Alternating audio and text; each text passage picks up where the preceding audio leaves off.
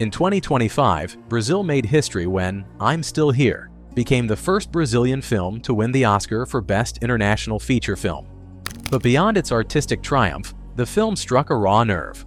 Set against the backdrop of the military dictatorship, it tells the harrowing true story of Eunice Paiva, whose husband Rubens Paiva disappeared in the 1970s, one of many victims of a brutal regime that left deep scars on the nation.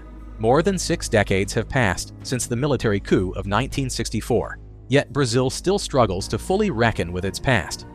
On January 8, 2025, standing in Brasilia, President Luiz Inácio Lula da Silva declared, "Today is the day to say it out loud and clear. We're still here." It was more than just a speech.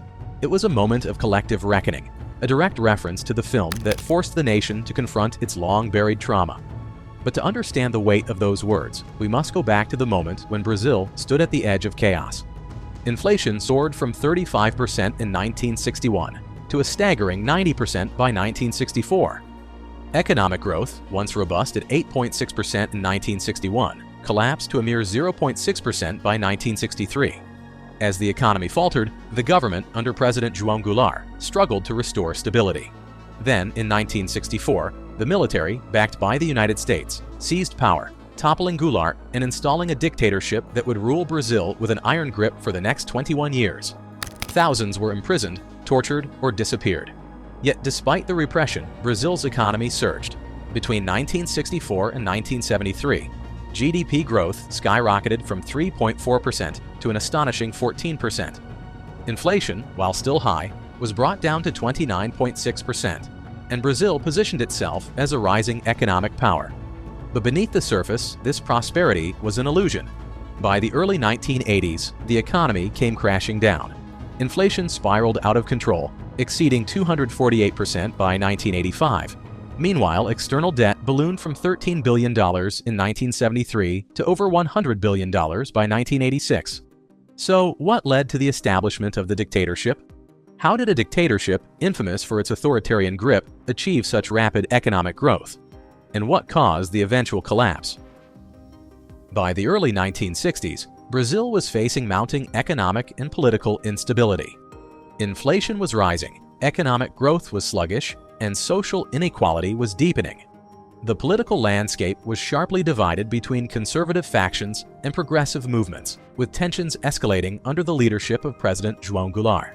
Goulart, who assumed office in 1961 following the resignation of Jânio Quadros, pursued ambitious economic and social reforms, including land redistribution, expanded labor rights, and the nationalization of key industries. However, these policies alarmed Brazil's economic elite, foreign investors, and crucially, the military, who viewed them as a move towards socialism. The Cold War intensified these concerns. The Cuban Revolution had demonstrated how quickly a Latin American nation could shift toward a communist model. And U.S. policymakers were determined to prevent a similar development in Brazil. Through Operation Brother Sam, the United States provided financial and logistical support to opposition groups, ensuring that an anti-Goulart coup would have the necessary backing. Between 1964 and 1970, Brazil received more U.S. funding than any other South American country, reinforcing the new regime's economic priorities and military strength. By early 1964, widespread protests, labor strikes, and political polarization had paralyzed Brazil. Conservative forces, including business leaders, the Catholic Church, and the middle class, called for military intervention. On March 31, 1964, the Brazilian military launched a coordinated operation to remove Goulart from power. With minimal resistance, they seized control of government institutions, media outlets, and transportation networks. By April 1, 1964, Goulart had fled to Uruguay, and the military officially took control. The new regime quickly consolidated power by dismantling democratic institutions. Through a series of institutional acts, the military government purged opposition figures, dissolved political parties, and imposed strict press censorship. Despite political repression, the military government pursued aggressive economic expansion. Public investment in infrastructure was revived, and industrialization efforts were accelerated, often at the cost of suppressing wage growth. Mega infrastructure projects like the Rio-Niterói Bridge and the Trans-Amazonian Highway symbolized the regime's ambition, modernizing the country and stimulating job creation. But they also deepened the government's reliance on external financing. To fuel expansion, the government welcomed foreign investment from multinational giants like Volkswagen, Ford, and General Motors in São Paulo through tax breaks and deregulation. Financial reforms, modeled after the US, separated commercial and investment banking, unlocking an unprecedented wave of credit. By the early 1970s, half of all industrial investments were funded by loans, boosting Brazil's output but inflating its foreign debt. Between 1968 and 1973, Brazil experienced what became known as the economic miracle, a period of rapid industrialization and economic expansion. Steel production quadrupled, car manufacturing rose five-fold, and electricity capacity expanded 13-fold. Exports doubled between 1970 and 1973, as Brazil sold steel, car parts, aircraft, and military equipment worldwide. The annual GDP growth rates in the 1970s reflected the country's impressive transformation. The strategy seemed unstoppable, but cracks soon emerged. Growth relied heavily on foreign capital and rising debt, leaving Brazil vulnerable to external shocks. While industrial elites thrived, wages stagnated, fueling inequality. Minister Antonio Delfim Neto's cake theory justified this imbalance, arguing that wealth must first be created before being distributed. But for most Brazilians, prosperity never trickled down. Economists dubbed the system Belindia, a mix of Belgium and India, where the wealthiest 20% enjoyed European-level affluence while millions struggled in deep poverty. While economic disparity defined daily life, political repression shaped the nation's reality. To ensure absolute control, the regime passed Institutional Act No. 5 in 1968, a sweeping decree that granted the military near-total authority, enabling widespread censorship, mass arrests, and brutal crackdowns. Those who spoke out against the dictatorship, journalists, academics, artists, faced severe consequences. Over 20,000 people were tortured, and at least 434 were killed or disappeared. Indigenous communities were forcibly displaced as the government sought to exploit their lands. The atrocities committed during this era remain a dark chapter in Brazilian history. One of the most notorious sites of torture, a facility in São Paulo, has since been transformed into the Memorial da Resistência, a stark reminder of the brutalities that took place under military rule. For years, the regime's economic strategy relied on ambitious industrial projects and foreign loans. However, this fragile model collapsed in 1973 when the world was rocked by the oil crisis. The Organization of Petroleum Exporting Countries, OPEC, dramatically raised oil prices in retaliation against Western nations for their support of Israel during the Yom Kippur War. For Brazil, which was heavily dependent on imported oil, the impact was catastrophic.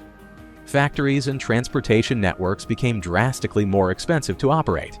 To keep the system afloat, the government borrowed more in 1974 than in the previous 150 years combined. That same year, Ernesto Geisel took power, realizing Brazil's debt spiral was unsustainable.